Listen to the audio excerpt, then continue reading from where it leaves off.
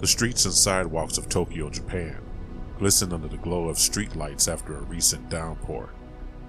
It's 1:35 a.m.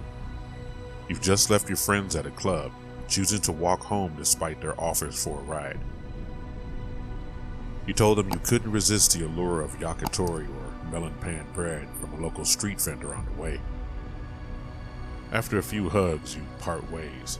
Your friends head into the parking lot while you go in the opposite direction.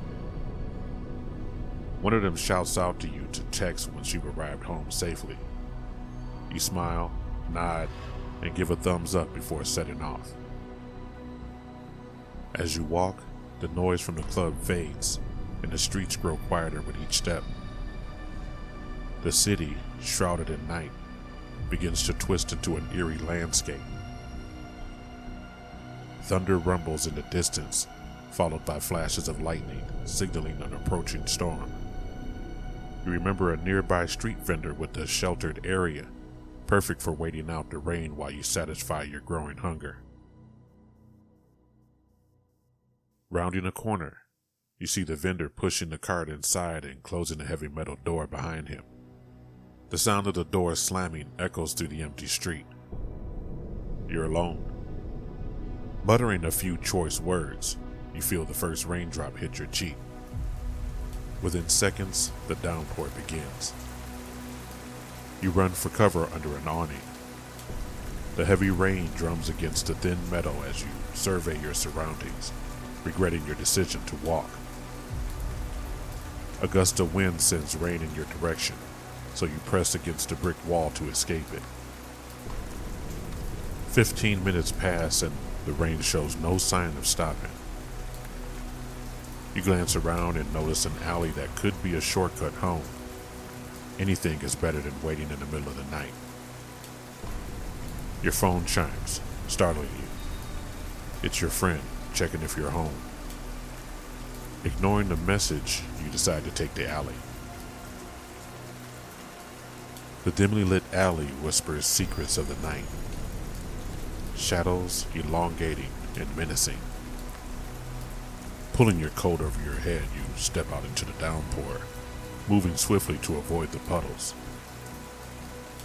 As you navigate the narrow path, you notice someone standing under a single light.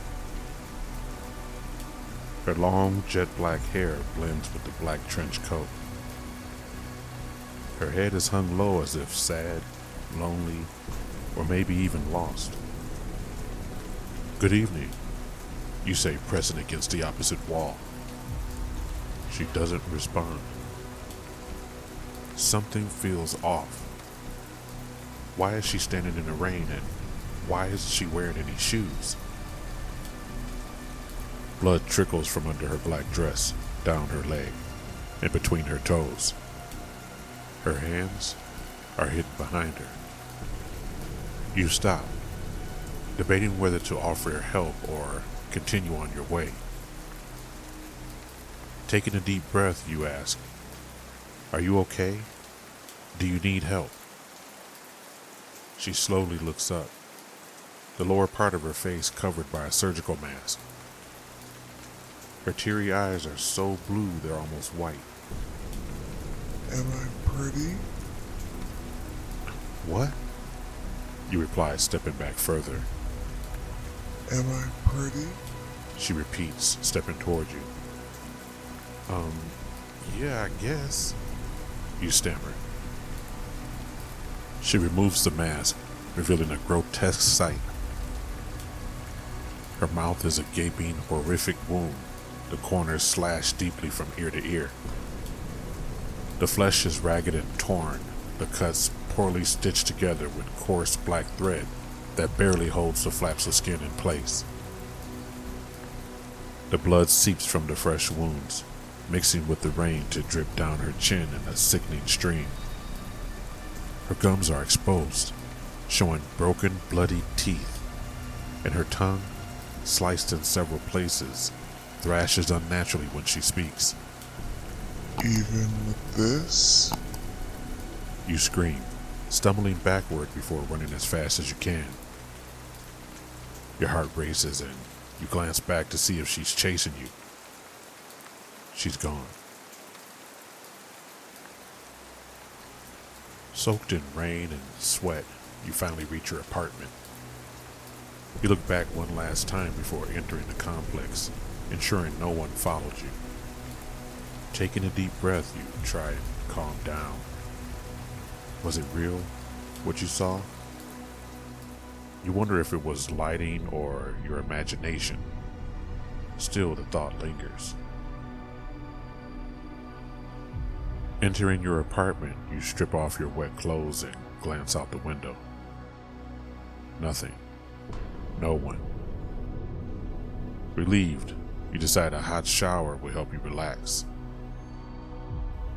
In your robe, drying your hair, you feel a cool draft from under the door. Curious, you notice your apartment door is slightly open. Heart pounding, you hide behind your bedroom door. The kitchen and dining room lights are off, the stove light casting faint shadows. Did you forget to close the door properly? Or is someone in your apartment?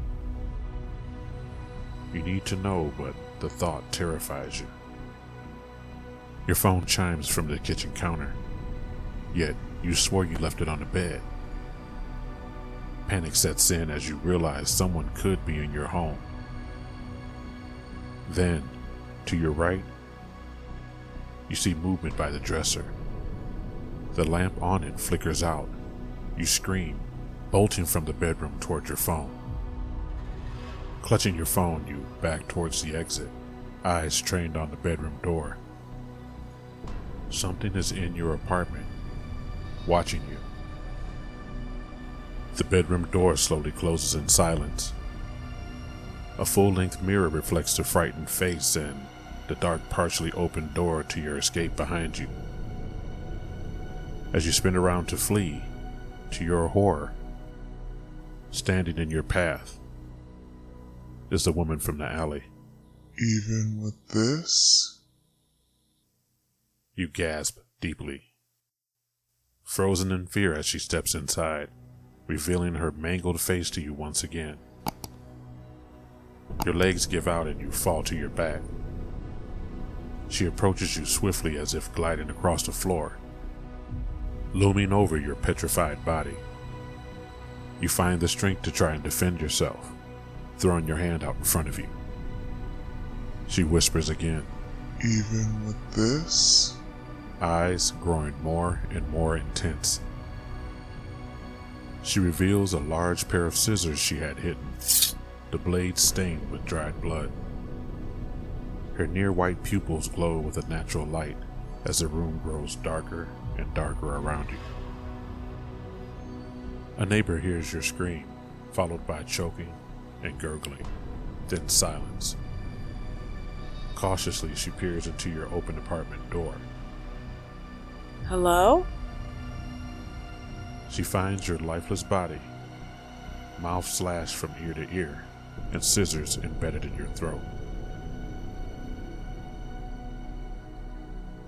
Who was this vengeful spirit? If you know, what could you have done to prevent your brutal demise? Comment below, like and subscribe to win, and get ready for your next encounter with a new vengeful spirit. Until next time.